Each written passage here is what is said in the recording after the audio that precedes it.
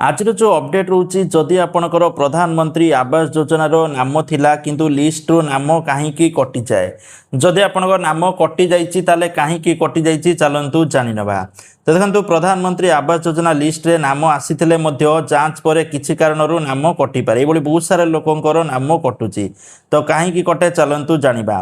प्रथम रीजन रोची जांच रे जदि जणा पड़े जे परिवार रो देखंतु सॉरी जांच रे जदि जना पड़े जे परिवार पाखरे पूर्वर पक्का घर अच्छी तेबे नाम कटि जाई पारे एबोली बहुत सारा लोक कौन करछंती ना पक्का घर अच्छी तथापि घर नहीं से पैसा अलगा खाई जाउछंती बा जा अलगा खर्च कर दउछंती तो ये क्षेत्र में घर कटिजिवो।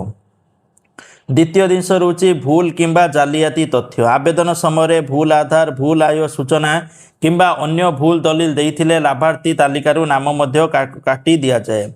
तापर हूँ ग्राम सभा जांच रे अयोग्य हेले बहुत सारा क्षेत्र में ग्राम सभा जांच होची जदि सेठी ग्राम सभा बा सरकारी जांच रे जदि परिवार अयोग्य बोली प्रमाणित हुए तेबे मध्य नाम को हटेई दिया जिवो।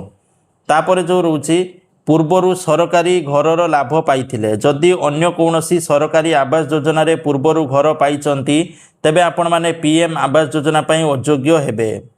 5 नंबर रही नुआ सर्वे रे परिस्थिति बदली गले आवास प्लस सर्वे किंबा परवर्ती जांच रे जदि परिवार आर्थिक आ घर स्थिति रे परिवर्तन देखा जाए तेबे तालिका समय ना मध्य बाद पड़ी पारे।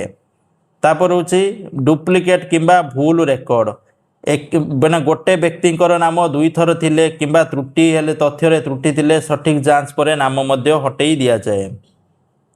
जदि नाम कटि जाए ताले कौन करिवे ग्राम पंचायत किंबा ब्लॉक कार्यालय रे कारण जणांतु ठीक अछि।